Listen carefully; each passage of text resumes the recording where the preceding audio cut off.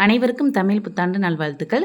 சித்திரை 1 தமிழ் புத்தாண்டு அன்னைக்கு பார்த்தீங்கன்னா, ஒரு தாம்பூலத்தில முக்கணிகளான மா, பலா, வாழை மிகவும் முக்கியம்.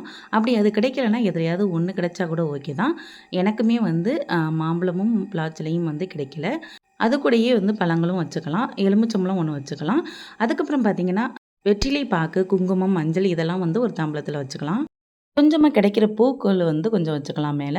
இது கூடயே பார்த்தீங்கன்னா, விருப்பப்பட்ட கண்ணாடி வளையல் கூட வச்சுக்கலாம். அதுக்கப்புறம் பார்த்தீங்கன்னா, இன்னொரு தாம்பூலத்தில நம்மள்ட்ட இருக்கிற பணத்த வந்து வச்சுக்கலாம். அது வந்து ரூபாய் நோட்டு, சில்லற காசு இப்படி என்ன இருக்கோ, அது எல்லாத்தையும் வந்து நம்ம வச்சுக்கலாம். நம்மள்ட்ட இருக்கிறது அது வந்து ரூ. 1 இருந்தா கூட வைக்கலாம். அதுக்கப்புறம் நம்மள்ட்ட சின்னதா ஏதாவது ஒரு கோல்டு இருந்தா அதை வைக்கலாம். அதுக்கப்புறம் வந்து வெள்ளியில ஏதாவது சின்னதா நம்மள்ட்ட இருந்துச்சுன்னா அதையும் வைக்கலாம். நெறைய பணம், நெறைய நகை தான் வைக்கணும்னு கிடையாது. சின்னதா நம்மள்ட்ட எது இருந்தாலும் வைக்கலாம். இன்னொரு பிளேட்ல பார்த்தீங்கன்னா, நம்மள்ட்ட இருக்கிற வீட்ல நம்ம யூஸ் பண்ற சாப்பாட்டுக்கு யூஸ் பண்ற அரிசி, பருப்பு, அதுக்கப்புறம் பார்த்தீங்கன்னா, புளி, நவதானியங்கள் இப்படி எது வேணாலும் வச்சுக்கலாம்.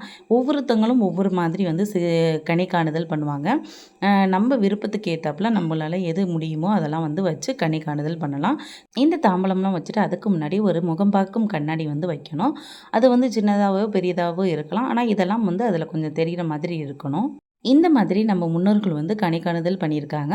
ஒவ்வொருத்தவங்களும் ஒவ்வொரு மாதிரி பண்ணுவாங்க. நம்மளால முடிஞ்சத வச்சு நம்மள வந்து சித்திரை 1 கணிக்காணுதல் பண்ணலாம். நானும் எனக்கு தெரிஞ்சத வந்து நான் செஞ்சிருக்கேன். அதே மாதிரி உங்கள்ட்டயும் வந்து நான் சொல்லியிருக்கேன். உங்களால முடிஞ்சாலும் நீங்களும் வந்து பண்ணுங்க. இந்த தமிழ் புத்தாண்டிலேருந்து நம்ம எல்லாருடைய வாழ்க்கையிலும் வந்து செல்வ செழிப்பும், எல்லா வளங்களும் வந்து செழிச்சு நிக்கணும். எந்த ஒரு குறையும் இல்லாம, எந்த ஒரு நோய் நொடியும் இல்லாம எல்லாருமே எல்லாருக்கும் வந்து நம்ம வந்து ஒரு இல்லாதவங்களுக்கு வந்து உதவி செய்கிற அளவுக்கு வளரணும். கணிக்காணுதல் பார்த்தீங்கன்னா, பிரம்ம முகூர்த்தத்தில பண்ணுறது ரொம்ப நல்லது. பிரம்ம முகூர்த்த நேரத்தில எந்திரிக்க முடியலைனாலும், சூரியன் உதயத்துக்கு முன்னாடியே வந்து நம்ம பார்க்குறது ரொம்ப நல்லது. தூங்கி எழுந்தோனே இதெல்லாம் பார்த்து நமக்கு இதே மாதிரி செல்வ வளங்கள் எல்லாமே நமக்கு எந்த குறையும் இல்லாம இந்த ஆண்டும் நமக்கு கிடைக்கணும் அப்படின்னு சொல்லிட்டு நம்ம வந்து வேண்டிக்கணும். கண்டிப்பா நம்ம எல்லாருக்குமே இனிமே நல்லதே நடக்கும்.